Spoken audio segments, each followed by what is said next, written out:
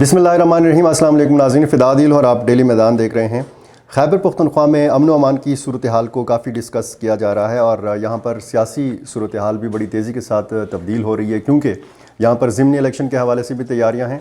और पंजाब में और खैबर पख्तूनख्वा में सूबाई असम्बलियों के इलेक्शन के हवाले से भी मामलात चल रहे हैं। गवर्नर खैबर पख्तूनख्वा हाजी ग़ुलाम अली इस वक्त तनकीद की ज़द पर हैं और मुखालफिन की जानिब से कहा जा रहा है कि वो बाकायदा पार्टी बनकर एक टास्क के तहत ये काम कर रहे हैं कि यहाँ पर इलेक्शन ताख़ीर का शिकार हों, मुलतवी किए जाएं, जो एक आइनी ज़िम्मेदारी है गवर्नर की 90 दिन के अंदर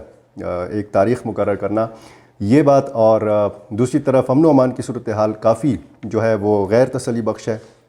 और जो ख़त लिखा था इलेक्शन कमीशन को हाजी ग़ुलाम अली ने, उसमें मुशावरत की बात की गई थी कि मुतल्लिका जितने भी स्टेक होल्डर्स हैं, मुतल्लिका जितने भी सिक्योरिटी इदारे हैं, उनके साथ बाकायदा मुशावरत की जाए कि खैबर पख्तूनख्वा में सूबाई असम्बली के इलेक्शन मुमकिन हैं भी या नहीं। खैबर पख्तूनख्वा के चीफ़ सेक्रेटरी शहजाद बंगश को तब्दील किया गया। इमदादुल्लाह बुसाल आए हैं नए चीफ़ सेक्रेटरी और ये इम्कान ज़ाहिर किया जा रहा था कि बहुत जल्द आईजी खैबर पख्तूनख्वा मुअज़्ज़म जान अंसारी को भी तब्दील कर दिया जाएगा और आज उनको तब्दील कर दिया गया है। उनकी जगह अख्तर हयात गंडापुर को नया inspector general of police Khyber Pakhtunkhwa तैनात किया गया है। अख्तर हयात गंडापुर काफ़ी काबिल अफसर हैं, DIG बालाकंड रहे हैं, DIG स्पेशल ब्रांच रहे हैं और DIG RPO कोहाट रहे हैं, इसी तरह RPO वो हज़ारा रहे हैं और इसी दौरान उनको CPO क्लोज़ कर दिया गया था तहरीक इंसाफ के दौरे हुकूमत में। और जब उनको यहाँ से ट्रांसफ़र किया गया तो आखिरी उनकी पोस्टिंग FIA के अंदर थी। अब वो वापस आए हैं खैबर पख्तूनख्वा में। इसी तरह जो ग्रेड 20 के अफसर हैं गफ़ूर आफरीदी, ये RPO बन्नू रहे हैं और बन्नू में एक वाक़या आपको याद है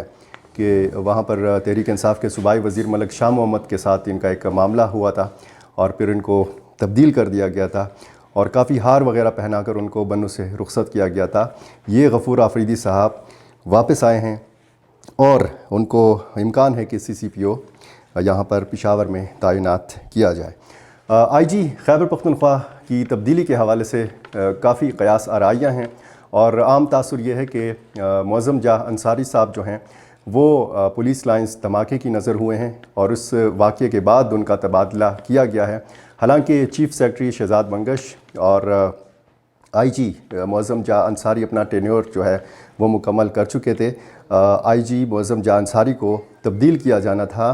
चीफ़ सेक्रेटरी के हमरा, लेकिन चूँकि ये धमाका हो गया तो वो रह गए, रुक गए और उसके बाद आपने फिर उनकी मुतअद्दिद प्रेस कॉन्फ्रेंसेस देखी, उन मुतअद्दिद इंटरव्यूज़ में उन्होंने बार बार ये कहा कि उनको काम करने दिया जाए, क्योंकि एक तो CCTV फुटेज जो ख़ुदकुश हमला आवर की थी उसमें मुअज़्ज़म जान अंसारी साहब से थोड़ी ताख़ीर हो गई थी और इसी वजह से कुछ कन्फ्यूजन भी थी इस धमाके के हवाले से और अफवाहें ये फैलाई गई, कन्फ्यूजन ये फैलाई गई कि खुदा न खास्ता ये जो पुलिस लाइन मस्जिद में धमाका है ये कोई ड्रोन हमला है या वहाँ बहुत बड़ी मिक़दार में बारूद जो था वो पहले से नस्ब था। ये कहा गया था कि जी ख़ुदकुश हमले में इतना ज़्यादा नुकसान नहीं हो सकता, लेकिन बाद में जब हमने देखा कि वज़ीर-ए-आज़म शहबाज शरीफ पेशावर आए और उनको फिर IG मुअज़्ज़म जान अंसारी ने वो सारी CCTV फुटेज मुबैना ख़ुदकुश हमला आवर की दिखाई और उसके बाद फिर हमने देखा कि मीडिया तक ये फुटेज पहुंची और जिसमें फिर देखा जा सकता है कि ये जो ख़ुदकुश हमला आवर है मुबैना तौर पर ये सहूलतकार के साथ मोटरसाइकिल पर बैठकर रिंग रोड से आता है और फिर GT रोड का इस्तेमाल करते हुए वो पुलिस लाइन में दाखिल होता है। तो ये जो सारी वजूहात थी IG मुअज़्ज़म जान अंसारी की, बहुत सारी क़यास आराइयों में और बहुत सारी अफवाहों में हकीकत नहीं है। उन्होंने अपना टेन्योर मुकम्मल कर लिया था और उनके तबादले में कम से कम पुलिस लाइन्स के धमाके का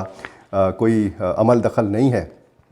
अब ये देखना होगा कि अख्तर हयात गंडापुर जो है वो जो चैलेंजेस हैं अमन व अमान के हवाले से और यहाँ पे इलेक्शन के मामलात हैं, यहाँ पे निगरान हुकूमत है, वो इन चैलेंजेस से कैसे ओहदा बरा होते हैं। हमें ज़राए ने ये बताया है कि सुहेल हबीब ताजिक का नाम था نئے آئی جی کے طور پر لیا جا رہا تھا، سعید وزیر صاحب کا نام تھا، صلاح الدین محسود صاحب جو سابق آئی جی ہیں ان کا نام تھا، ان کے باقاعدہ انٹرویوز بھی ہو چکے تھے، اور پنجاب سے تعلق رکھنے والے رائے طاہر کا بھی نام تھا۔ ان سب نے انکار کیا۔ کیوں انکار کیا؟ کیا وہ ایسے چیلنجز ہیں کہ ان سب نے یہاں پر آئی جی کی ذمہ داریاں سنبھالنے سے انکار کیا؟ مزید بھی اگر ہمارے علم میں ایسی معلومات آتی ہیں تو آپ سے ضرور شیئر کریں گے۔ بہت شکریہ۔